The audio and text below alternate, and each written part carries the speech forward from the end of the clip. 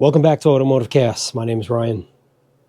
If you guys have watched any of the previous videos on the 67 Camaro that I'm building with my buddy Steve, you know that we finished up with the trunk pan. We had the tail pan fitted. In today's video, we are going to be doing the trunk drop-offs and actually welding in the tail pan. And that should complete the back end of this car, which we had completely cut apart. I mean, there was nothing in this car. Trunk, floor, firewall, everything's gone. Quarter panels have been replaced. So we have literally cut, welded, stitched back together every single inch of this car.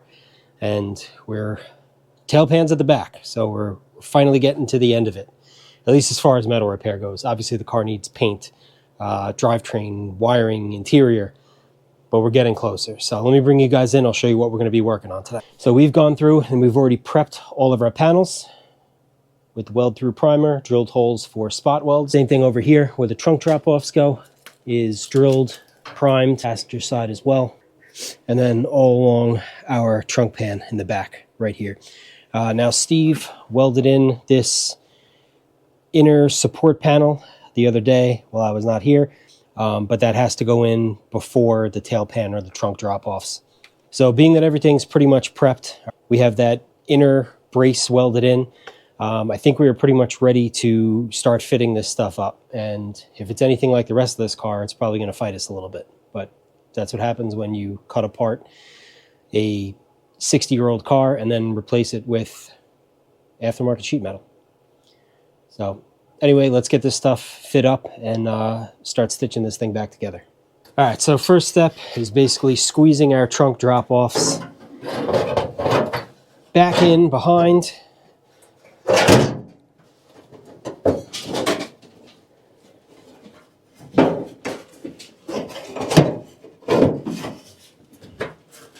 Now, you're not going to be able to see it from here, but on the underside, basically the quarter panel, there's a lip on that trunk drop-off that gets welded to the outside of the quarter panel. So I'm going to throw a set of vice grips on there. We're going to clamp that together.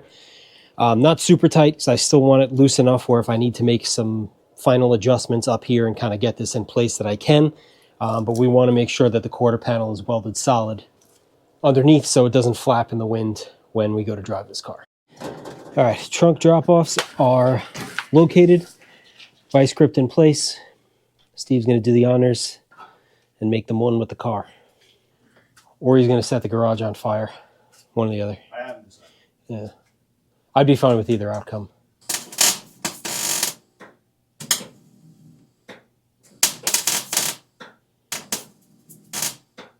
Oh, this is a cool spot to, the leaf springs like in the way. I'll figure it out.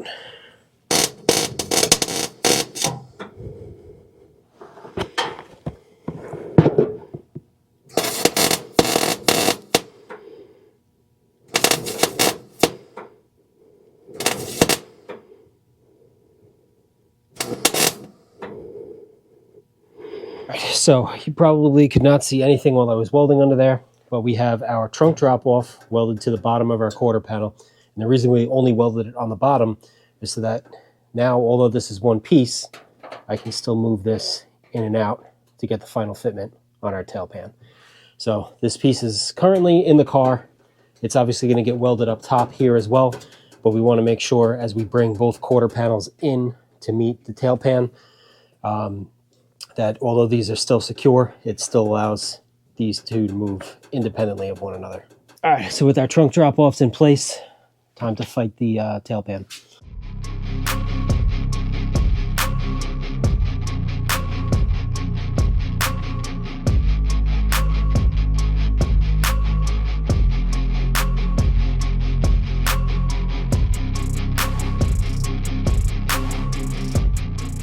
All right, it is the next day. It is a balmy 26 degrees in Steve's garage right now. And where we left it off last night, I'm pretty sure you guys saw us fitting the tail panel into the car.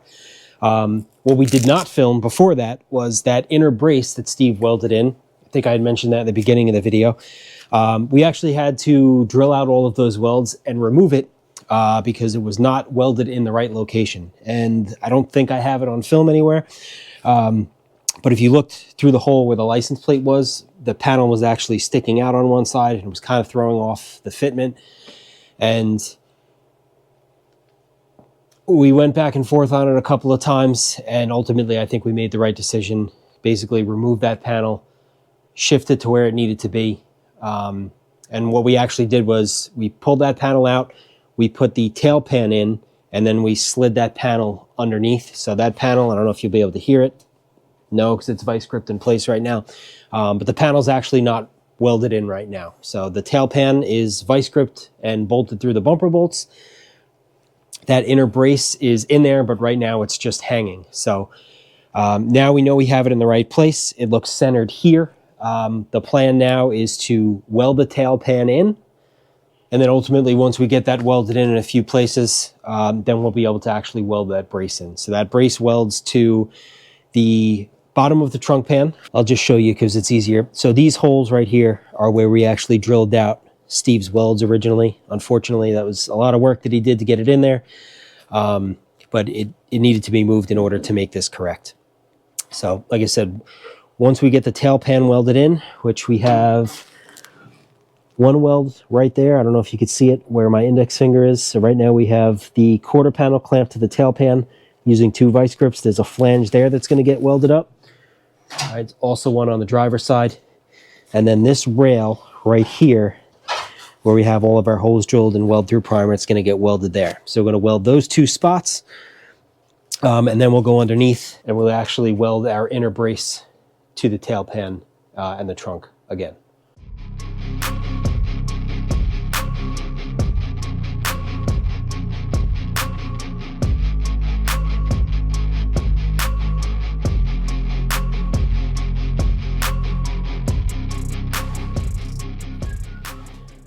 I've lost all feeling in my fingertips, so you know we're getting close to the end here. So our tail pan is completely welded in. I want to show you guys something, and I don't typically say things like this either about myself or when I'm working with Steve, but I am very proud of that gap there. If you guys have worked on these cars before, or if you've looked at these cars after they've been restored, that gap where the tail panel meets the quarter is typically a very difficult spot. And I think that came out pretty good. We are going to weld up our trunk extensions. If you guys remember in the beginning of the video, we put them in place, welded them on the bottom to the quarters, but we didn't do anything with it up here. So we have those in place with self-tappers. Steve's going to use the electric glue gun again and make this one piece. All right, last thing that we have to do. We're going to install these trunk gutters. So basically what this piece does is it'll meet this ridge here. It'll kind of wrap all the way around the contour of the trunk pan, and it will hopefully prevent any dirt, debris from getting into the trunk, and it will also help to keep your gasket in place. Like every other piece that we have done on this car, needs a little bit of trimming. So I'm going to notch that piece out right there, and then on the bottom, see how it kind of like comes back and kicks up.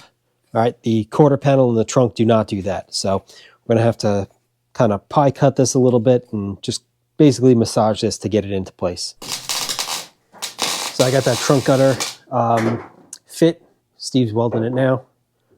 Passenger side is done. He should be done with this side momentarily, and we can call this done.